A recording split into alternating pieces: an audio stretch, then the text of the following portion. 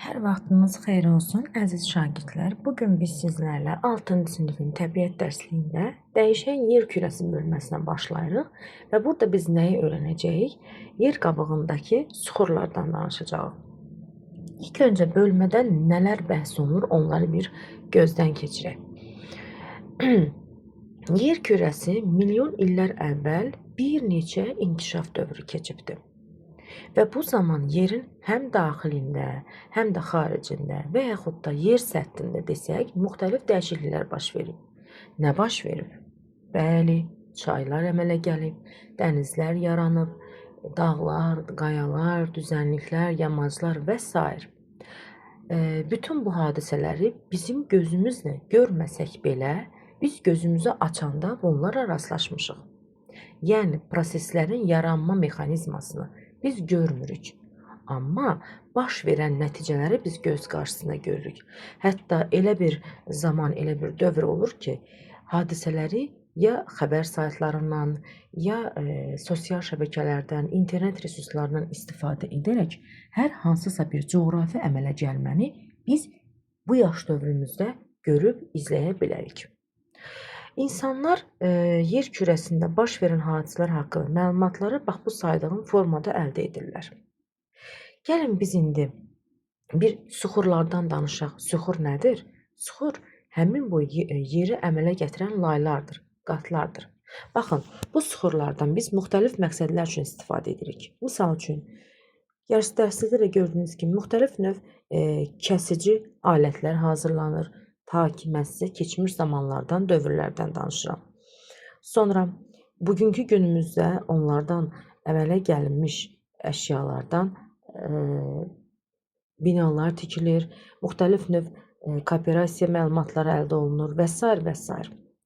Və eyni zamanda biz bioloji bir nəzər yetirsək, süxurları öyrənərkən, yəni biz o qatları araşdırarkən, hətta nəsli kəsilmiş heyvanları və bitkiləri öyrənmiş oluruq. İndi isə gəlin biz bu yer qabığındakı süxurlar nədir? Niyə yaranıb? Nə kimi əhəmiyyət var onlardan danışaq? Qeyd etdiyimiz kimi biz baxın bu əşyalar, hansı ki əmək alətlərini qədim insanların istifadə etdiklərini bilirik. Yəni onlar çay daşlarından, çaxmaqdan bir-birlərinə vuraraq kiçik parçalara ayırıblar və nəticədə müxtəlif növ əmək alətlərini əmələ gətiriblər. Misal üçün göstərə bilərik, burada baxın, bıçaqdır, baxın bu bıçaqdır, baltadır, nizədir, yox bu çəkicdir, üzr istəyirəm, bu çəkic, bu isə baltadır. Yəni bu kimi əşyaları artıq onlar özləri həmin bu əşyaları çaxmaq daşlarını bir-birinə vurmaqla, süxurlardan müxtəlif forma almaqla əldə ediblər. Ki, bunlardan da müxtəlif məqsədlər üçün istifadə olunubdur. Açar sözlər kimi biz öyrənəcəyik. Maqmatik süxurlar, çökmə süxurlar və metamorfik süxurlar. İlk öncə bu təcrübəni nəzərən oxuyaq, gözümüzün önündə canlandıraq. Plastilinləri götürürük, müxtəlif rəng fərqi yoxdur. Həmin plastilinləri yayırıq, sanki bir əşyanın üzərinə yayırıq da, yəni normal şəkildə gözümüzün qabağında canlandıraq. Və iki plastilini üst-üstə qoymamışdan öncə onları, baxın, bu şəkildə qarşı-qarşıya yerləşdiririk. Sonra bunları bir-birinin üzərinə yerləşdiririk. Və daha sonra iki plastilinin üzərinə yapışdırdıqdan sonra biz bunların üzərinə istədiyimiz bir oyuncaq əşyasını yapışdırırıq və yaxud da yerləşdiririk, basırıq ortasına doğru.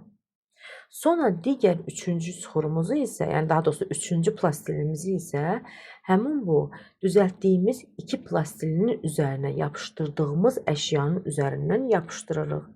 Nəticədə nə görəcəksiniz? Düşünün.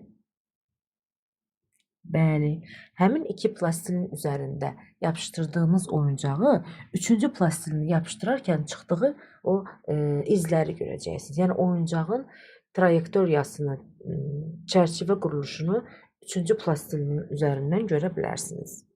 Aha. Artıq bizi bir təsəvvür yarandı və bu təsəvvür heç bir zaman unutmayacaq artıq. Çünki biz bunu tətbiq etdik və bu təsəvvürün fonunda dərsimizi anlamağa çalışacaq.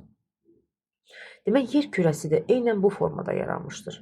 Yəni, daha doğrusu yer kürəsinin süxurları bu formada yaranmışdır və yer kürəsində 3 əsas daxili təbəqə var. Hansı təbəqələrdir bunlar? Demək, yer qabığı, baxın, yer qabığı, hansı ki 0-70 kilometr əhatənin təyin edir yer qabığımız. Mantia, yerin orta qatı, nüvə isə tam mərkəz qatından təşkil olunmuşdur. Biz buna bir piramida kimi baxsaq, yer qabığına bizim yaşadığımız yer səthidir, hansı ki onun üzərində dağlar, daşlar, çaylar, göllər, okeanlar və biz canlılar. Orta qatı mantia, hansı ki biz deyirik ki, müxtəlif növ coğrafi proseslər baş verir, zəlzələ və s. təkanların yaranması və nüvə ocağı, hansı ki bu nüvənin təsir nəticəsində bunlar yaranmış olur. İndi isə bu təbəqələrdən ən nazik qatı yer qabığı olduğunu nəzərdən keçiririk. Yer qabığında əsasən müxtəlif növ maddələrin birləşməsindən əmələ gəlmiş süxurlardır. Və burada əmələ gələn süxurlar, hansı ki bizim bugünkü günümüzdə istifadə etdiyimiz mərmərdir, qumdur, qranitdir, təbaşir, yəni meldir, daşdır, çınqıldır, bütün bunların hər biri bu yer qabığında əmələ gəlmiş və geniş yayılmış süxurlardır. Və insanlar fərqli xassələri olan süxurlardan müxtəlif məqsəd üçün istifadə edibdir. Yəni hər hansısa bir, baxın, ətrafımızı dəyişəcək arxitekturalar yaradıblar, binaların tikilməsi, kərpiclərin əmələ gəlməsi, sementin yaranması və s. Yəni ağlınıza gələcək bütün bərk süxurların hər biri saydıqlarımızdan əmələ gəlmişdir. Və indi isə gəlin biz nəyə diqqət etməyək uşaqlar və bu süxurların fiziki xassələrinə, yəni yüngül, bərk və ya yumşaq, ağır, su keçirən, su keçirməyən, suda həll olması və yaxud da suda həll olmaması kimi fərqli xassələri vardır. Yaranmasına görə isə süxurlar bölünür. Hansı formalarına? Maqmatik, çökmə, metamorfik. Deməli, biz quruluşuna görə dedik ki, 3 qat oldu. Hansılar oldu? Bəli, yer qabığı, ən cavan qat, nüvə, daha doğrusu mantia, nüvə. Amma süxurlara gəldikdə isə yaranmasına görə süxurlar neçə cür oldu? Bəli, 3 cür. Maqmatik süxurlar, çökmə süxurlar, metamorfik süxurlar. Gəlin danışaq maqmatik süxurlardan. Maqmatik süxurlar bizim bugünkü günümüzdə yerin alt səthində, yəni alt süxurlarında lavanın yer səthinə çıxdıqdan sonrası soyması və bərkiməsi nəticəsində əmələ gəlir. Belə deyək, vulkan püskürmələri eşitmisiniz? Təbii ki, eşitmişik. Həmin vulkan püskürmələri baxın necə baş verir. Baxın, bu maqmatik, qələmi götürüm. Bu maqmatik süxurdur və yaranma prosesidir. Maqmatik süxurlar müxtəlif növ, uzun müddət, müxtəlif növ hava şəraitinin təsirinə məruz qalıb. Nə deməkdir hava şəraiti? Yəni, şaxtalı, isti, soyuq, sərin, küləkli və s. kimi saydığım hava şəraitidir. Vulkan püskürməsi isə necə baş verir? Bu zaman vulkan püskürməsi ilə səthə çıxan, yəni yerin üzərinə çıxan lavanın sürətlə havanın təsiri altında, yəni hava şəraitinin təsiri altında soyması nəticəsində maqmatik süxur yaranır. Yəni belə deyək, bu isti temperaturla biz öyrəndik ki, bayaq ən dərində, daxildə yerləşən qat nüvə qatıdır. Hansı ki, bu nüvə qatından yüksək temperaturla, çox təzyiqlə aşağıdan yuxarıya doğru, yerin səthinə doğru qalxması vulkan prosesi yaradır. Və bu zaman həmin bu vulkan zamanı lavaların, lava daha nə deməkdir? Bax, bu ortada gördüyümüz lava qatlarıdır. Həmin bu lava qatlarının yuxarı qalxır, yer səthindən qalxır və havanın şəraitinin təsiri nəticəsində soyuyur və maqmatik süxurlar əmələ gəlir. Maqmanın tədricən soyması nəticəsində, baxın, bu gördüyünüz həmin bu maqmatik süxurları göstərə bilərik. Vulkan qalxır. Qoy, daha yenə göstərim, baxın. Vulkan qalxdı. Hava şəraiti təsir göstərdi. Soyutdu. Maqmatik süxur əmələ gətirdi. Bu Bu da yer səthinə çıxdı. Gördüyünüz kimi nə yarandı? Aha, okeanlar, dənizlər, kolluqlar, otluqlar, ağaclıqlar və canlılar da bu ərazilərdə yayılmağa və yaşamağa başladı. İndi isə çökmə süxurlara baxırıq. Çökmə süxurlar nədir? Qeyd etdik ki, yer səthindəki maqmatik süxurlar havanın təsiri ilə parçalanır. Yəni küləkdir, yağışdır. Bunlar süxur parçalarını daha doğrusu düzənlik ərazilərə daşıyır. Və burada onlar tədricən heyvan və bitki qalıqları ilə yaşayırlar. Düzənlik nə deməkdir? Yəni aşağıya doğru daşıyır. Və burada artıq çökmə süxurlar yaranır. Niyə yaranır çökmə süxurlar? Çünki bu qarışıqlar uzun müddət ağırlıq qüvvəsinin təsiri ilə sıxılır və bərkiyir. Nəticədə çökmə süxur yaranır. Gəlin təkrar bu cümləmizi bəsitləşdirək. Deyək ki, maqmatik süxurların yer səthində çıxmasının və yaranması nəticəsində onlar küləyin, yağışın təsiri ilə yuxarıdan düzənliyə, yəni aşağıya doğru sıvırılır, daşınır. Və nəticədə onlar heyvan və bitki qalıqları ilə qarışır. Bu zaman artıq çökmə süxurlar yaranır. Və fiziki hadisə olaraq desək, yer səthinin ağırlıq qüvvəsinin təsiri ilə sıxılır və bərkiyir, çökmə süxur əmələ gətirir. Və çökmə süxurlar görünüşlərinə görə, müxtəlif rəngdə olmasına görə bir-birindən fərqlənirlər. Bunlar da əsasən harda? Okeanların, göllərin, çayların dibində, dəniz sahillərində rast gəldiyimizdir. Bəli, hansılardır? Hansı ki biz tutaq ki bir getmişik meşəyə, oradan çay axır. Həmin çayın alt hissəsi çökmə süxurdur. Necə yarandı onlar? Bəli, havanın təsiri ilə, küləklə, yağışla yer səthinə çıxan maqmatik süxurlar yuxarıdan aşağıya doğru, yəni düzənliyə gəldi və orada başladı bərkiməyə. Nəyin təsir nəticəsində bərkidir? Bəli, ağırlıq qüvvəsinin təsir nəticəsində bərkidir. Deməli, biz çayların altında gördüyümüz çökmə süxurdur. Okeanların, dənizlərin dib hissəsi, dəniz sahillərinin ətrafı, sahilləri nədir? Çökmə süxurlardır. Məsəl üçün, siz əgər sosial şəbəkələrə baxış yetirsəz, görəcəksiniz ki, orada dənizlərdən ləpələnən dənizin hansı ki sahilə çıxan hissəsi dəniz gəlir və dəniz sonra geriyə çəkiləndə artıq orada biz dənizin dib hissəsini müəyyən qədər görmüş ola bilərik. Hətta Xəzər dənizinin bir qədər müəyyən hissələrinə çəkilmə müşahidə olunur. Bu da məhz çökmə süxurlarının olduğunu göstərir. Demək, çökmə süxurları baxın necə baş verdi. Təzədən bir diqqət yetirək. Maqmatik süxurlar düzənlik ərazilərə toplandı. Çaylar vasitəsilə okeanlara daşınır və qalıqlar üst-üstə yığılır. Həmin bu gördüyümüz çökmə süxurları əmələ gətirir.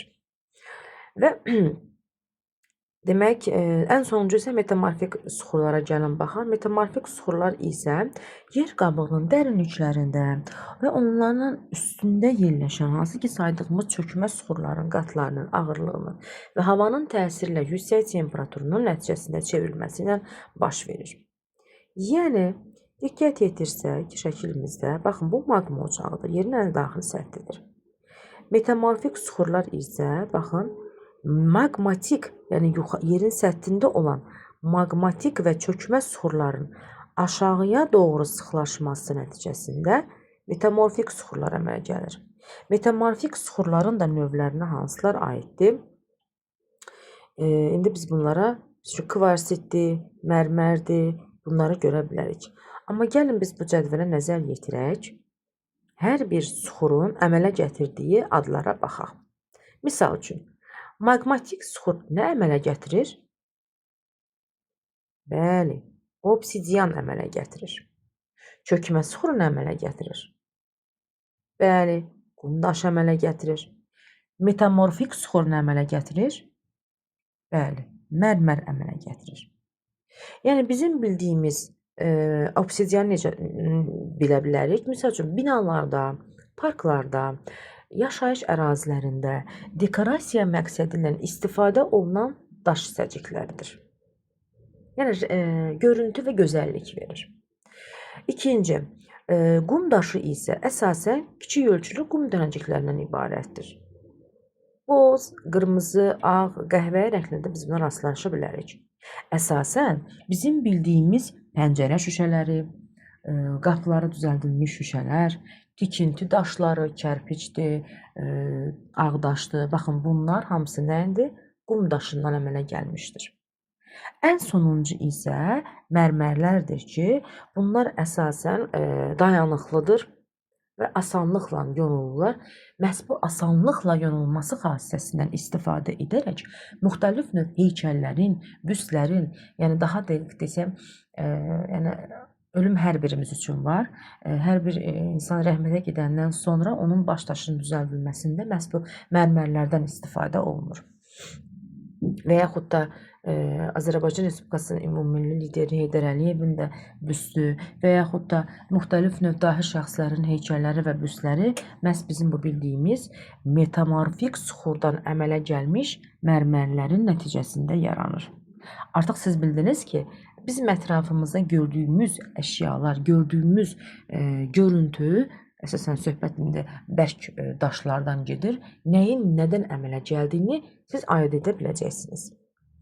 Və təbiətdə suyun dövranına nəzər yetirsək, biz demişdik ki, yer səthindən demək qalxan okeanlardan, dənizlərdən günəşin təsiri nəticəsində su buxarlanır yuxarıya doğru və onlar yenidən bir damlalar şəklində yığılaraq, kondensasiya edərək buludlar əmələ gətirir və damcılar ağırlaşaraq sonda yağış nəticəsində yer kürəsinə yenidən eniş edir. Baxın, bu böyük və kiçik su dövranının bir qısa izahı idi sizlərə xatırlatmaq üçün dedim.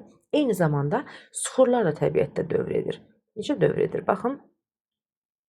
Burada qeyd etdiyimiz kimi həmin o maqmatik suxurlar var idi ki, hansı ki onlar yerin daxilindən vulkan püskürmələri qalxır, hava səthinin təsirində onlar soyuyur və nəticədə bunlar maqmatik suxur yaradır. Sonra isə həmin bu suxur qalıqları düzənliyə doğru hərəkət edir, yəni nəticəsində? Bəli, çay, yağış və külək vasitəsindən biz buna deyək, abiotik amillər deyək, yəni cansız amillər deyək, havanın təsiri nəticəsində yaranmış amillər deyək. Onlar düzənliklərə daşınır və daşınan suxur qalıqları uzun müddət üst-üstə yığılaraq nə əmələ gətirdi? Bəli, demək, çökmə suxurlar yaratdı. Sonra həmin çökmə suxurların və maqmatik suxurların aşağıya sıxlaşması nəticəsində artıq metamorfik suxur əmələ gətirilir. Bəli, uşaqlar, dərsimiz çox qəliz görünsə də, izahlı şəkildə dərsə baxsanız və oxuduqlarımızı şəkillərin üzərində canlandırsaq, dərsi mənimsəmiş olacaq.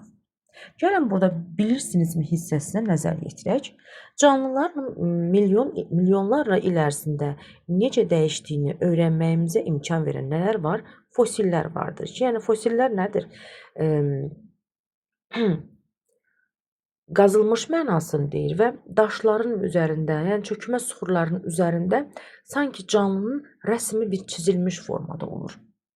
Yəni, sual olsa ki, fosil nədir? Deyirsiniz ki, fosil sözünün mənası qazılmış deməkdir və əsasən bunlar bugünkü günümüzə qədər gəlib çıxan qalıqları, canlıların qalıqları necə və hansı zamanda yarandığını göstərən bir çökmə suxurları arasında olan, üzərində olan şəkillərdir, rəsmlərdir, qazılmış bir çizmələrdir, cisimlərdir. Belə deyilsək, daha məntiqli olmuş olar. Nümunə kimi də sizə, baxın, fosilin bu şəklini göstərmişdir ki, hansı ki, bu sürünənləri əks etdirən dinozavrın şəklinin görüntüsünü göstərir.